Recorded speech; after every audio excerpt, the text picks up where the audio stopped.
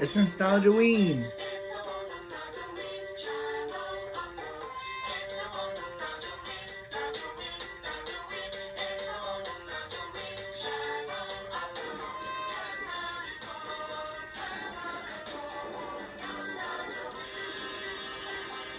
Nostalgia-ween.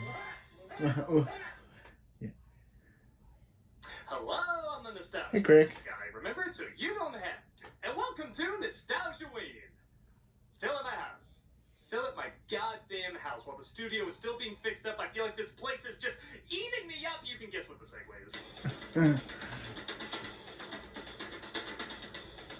What do you get when the writers of Rick and Morty mix with the writer of Nine and Corpse Bride? Family-friendly entertainment, of course. Monster House was released Rick in and Morty and 2006, Corpse produced by Bride? Steven Spielberg and using Robert Zemeckis' motion capture animation at the time. And boy, does that show. Okay, it's not quite Polar Express AI art trying to eat you, but we can all agree this is another one of those movies where things never quite looked or moved right. But to the film's credit, that kind of works in its favor. Monster House is certainly a freaky and unique idea about a house that literally eats people. It sounds like a story you would make up as kids, so it only makes sense kids would be at the center of it. With the critical response being mostly positive and the box office not doing great, but combined with overseas, it balanced out alright. The film is getting a following around this time of year for being a family-friendly Halloween movie that kids can watch, but still has enough of a bite and oddness to it that makes it stand out. So, let's see if over 15 years later this oddness still helps it out, or if it just leaves it odd. So, from another house I swear is trying to keep me trapped here, this is Monster House. I'm already confused. What season does this take place in? We open on a kid passing by a creepy old house owned by a creepy old man named Nebbercracker, which almost sounds like a combination of slurs. Do you want to remain alive? Get out of there! He's played by, in case you couldn't guess, Steve Buscemi. I suppose the animators were sick of hearing he's the ugliest cute since Gollum that they finally just made him look like Gollum. He's watched by a little boy named DJ, who documents all the toys the old man takes from kids who trespass on his property. Played by Hannah Montana's Mitchell Musso. Crypt keeper. Chowder, I don't think I'm going trick-or-treating this year. But as a combination of every fat kid in movies, this disturbs me. Like I mentioned before, the motion capture can be a touch distracting, but I think it works better in this than Polar Express because it's not at all trying to look real. Where Polar Express tried to combine kids' book illustrations with real life, this one feels like it's only trying to do the kids' book illustrations. So the style isn't quite as Frankenstein Uncanny Valley, or the equivalent of one Flash movie. I don't know why, but this gets a really big laugh out of me. Ooh. My nose is in my brain! Let me see. Oh my god. What? You're a dork. My doctor was right, and really mean. Wow. Bounces over to Nebbercracker's lawn. And just as DG tries to retrieve it, Nebbercracker tries to retrieve him, just as God tries to retrieve Nebbercracker. Oh, he dies? Please, I thought the only death in these movies was the box office for Mars Needs Moms. The house, quite frankly, uses a fire effect I'm pretty sure I have, and instantly seems to come to life. It's pretty cool how quickly the house seems to form a personality, like how this cracked window looks like it's trying to slit DJ's throat. It's like the Haunting remake if it was intentionally a kid's cartoon. The babysitter named Z arrives, played by Maggie Gyllenhaal, and much like the house, almost everybody in this is some kind of monster. Why'd you break that? But I didn't. Yeah, let me ask you something. Who are they going to believe? These characters are making the Home Alone family look sweet. Wow. We're given a pretty imaginative and pretty creepy moment when a very familiar shadow makes its way into his room. Whoa. It's turning red. DJ, the house is coming from inside the house. It doesn't help that it makes literal house calls too. Hello? Do you have Prince Albert in a can? Do people still know what that is? Z has her boyfriend Bones over, played by Jason Lee, because that was the law you literally Yeah, Jason. back then. And he's about as supportive as he is. Did you know he was Oh serious? man, give her back. You mind? Oh, come on! Gross! I have a Lola Bunny doll for that! When Bones is thrown out of the house, the other house is more than happy to take him in, taunting him with the kind Nebbercracker took when he was a child.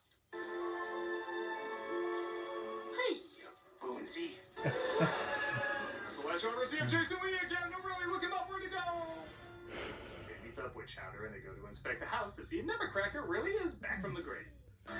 That was basically saying, Jason Lee, that's what you get for making Alvin and the Chipmunks movies. Christ, come here. There's a sinister looking kid I want you to see. We're then introduced to Jenny, a kid selling candy for her school, and apparently is a pretty good saleswoman. Parents left you $40 in emergency money. They left me 30. You gave me 20. I wrote a receipt for 30, and you pocket 10. You're good. I can spend that on the ponies. You gamble too? These ponies. I'm like 12. She makes her way to the next house, and DJ and Chowder try to stop her. Come here. Yes, over here. Are you guys mentally challenged? If you are, I'm certified to teach you baseball. Man, I thought the 80s and 90s Wow. were decades to find clips that didn't age well. Yeah. I guess Charlie's Angels came out around the same time. The house tries to gobble her up, but they save her just in time. Hello? Tell that house that clearly just so haunting you to stop lying. It's not haunted. You want to tell me what's going on? They bring her up to speed on what's going on with the house, while also trying to unimpressively impress her. Did you drink any beer? Well, hello there. I was just busy making this a PG movie. I can say up to 3 bad words, too. Two-term class president at Westbrook Prep. There's a great taco stand near there. I hate Mexican food. Me too. Dumper, really, there's nothing more American than loving Mexican food. And Wow. for some reason, Taco Bell. Yeah, it doesn't make any sense, but it's also very American.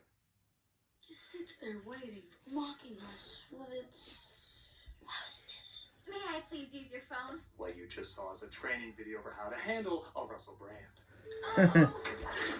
Oh. The house continues to gobble things up, so they call the cops, played by Nick Cannon and Kevin James. We have reason to believe that there is a dangerous creature inside that house. Problem is, it sounds Wait, Nick Cannon. not real. If that house is alive, Did- then I'm did the he president say- of the United States. God, that What, almost Nick sounds Cannon does? sensible now. Cannon does. Go to an expert. They go to a guy named Skull, Nick played by Cannon Jeff does have Yeager, 12 kids. who they consider the smartest guy in the world. Which is the funniest joke You technically. can already see that seems Yeah. very unlikely. And maybe he was until he met this guy. You've got to strike at the source of life. The heart. But houses don't have hearts. You might be right about that. That's not true. You just have to get it some home, Zach, and soon it'll be the house from Encanto.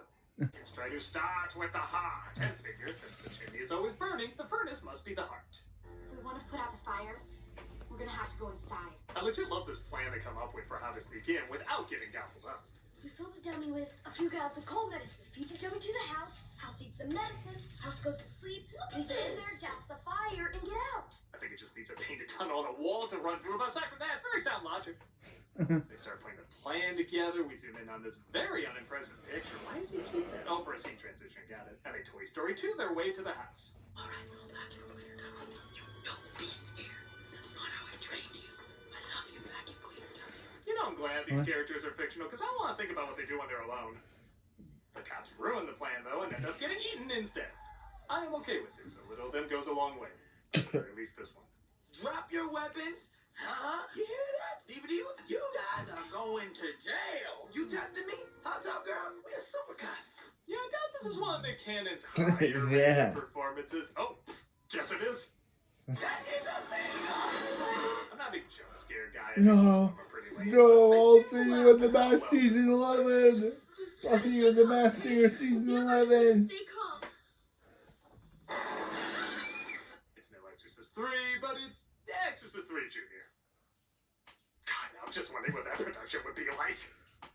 The house heats up the car, but the kids get out before they're torn to shreds. The house seems unaware they're inside, and they try sneaking around without waking it up.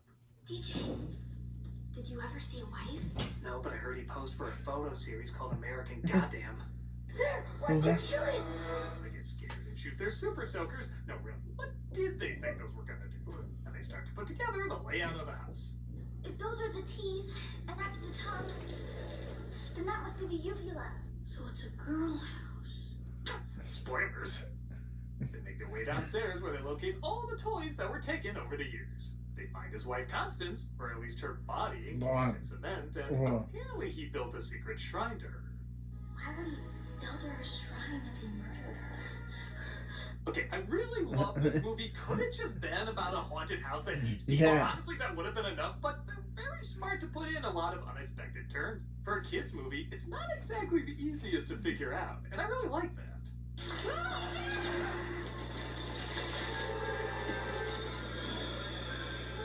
you know, she really was big boned.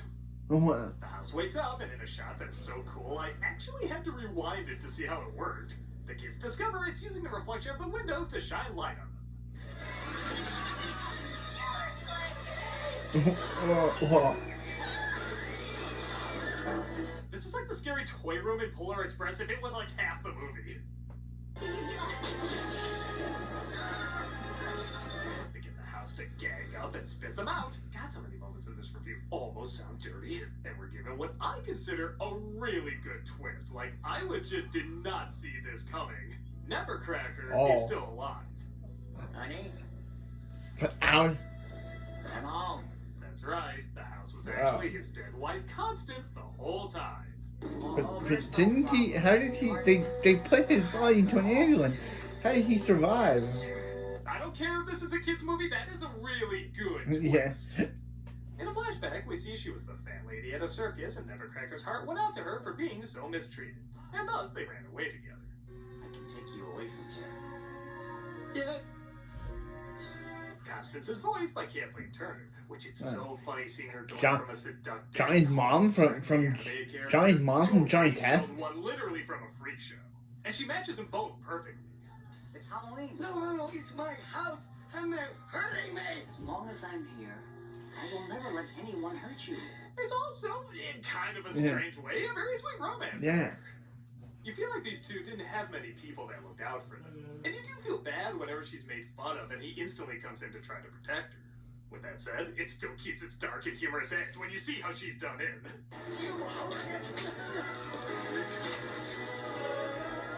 Whoa. Yeah, it's always convenient when you can combine the cause of death with the burial ritual. So Constance ends up hating Halloween because she associates it with how she died. And Nebbercracker tries scaring kids away literally for their own good. I know that you've been protecting us all these years, but now it's our turn to protect you. Let her go. When he's encouraged to move on with his life, no big surprise, Constance freaks out and tries to attack. The way the trees connect to the house's arms to make it move is pretty big. Whoa. It's fun That's seeing kinda how this cool. monster changes and evolves throughout the movie. Oh, now. Oh, my sweet. Oh, don't rub there. That's her. You know, I don't want to imagine what's what with this thing anymore. Yeah. What? He tries blowing up the house, hoping it'll allow her soul to move on, but once again, big shock, she doesn't like that, so the kids try to help him out. I'll take this. You have to help me, please. Handling explosives and heavy machinery? Remember when talking about beers was the most concerning part of this PG movie? So they plan to throw the dynamite in the chimney to finally blow up the house and... Or maybe that works too, okay. No, of course that doesn't work because monster movies, and I'll be honest, the climax goes on a little bit. It's not bad or anything, it's just kind of your generic typical fare that, weirdly, a movie with this good a script doesn't feel that creative. Even when the house takes a different shape, it's not as much fun as the first design. It kind of looks like one of those prickly stress balls you had as a kid. So you're just kind of waiting for the usual stuff to happen, with people running, jumping, screaming, swinging on things. But it doesn't go on forever. The dynamite is finally tossed into the chimney, blowing up the house for good.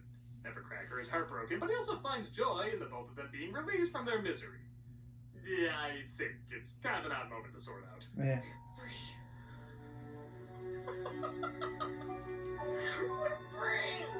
Well, he's happy. For the trick-or-treaters, they get back all the toys the house took over the years, just as DJ's parents return home. Right, thanks. After all that time Chowder tried to get his basketball back from the house, we get a pretty funny payoff. Oh. I think I like baseball now. They finally decide to go trick-or-treating, and to make all the parents happy, all the people gobbled up are free during the credits. Oh. Hey, look. Inspect some candy, huh? You should go eat some candy, too. But Catherine O'Hara was in this movie? Yeah, that's a good one. But still, this movie's pretty good. I can't quite put it up there with the other Halloween cartoons I watch every year, but the script is much smarter than it has a right to be. It's a wildly imaginative idea, and though a touch dated, the animation still has enough style to be enjoyable. It's not a Halloween movie I watch every year, but maybe every 5 years I'll pop it in and watch it again. Because let's face it, it's a bright script with a bright premise, and my guess is, still has a bright future. Not that I have much of one still doing nostalgia wings here at my house. I mean, by God, how long do I have to keep filming? I mean, what is that? Oh. What is? Oh. Hey, Crick, where are you going? Oh my God! It's a Pikachu!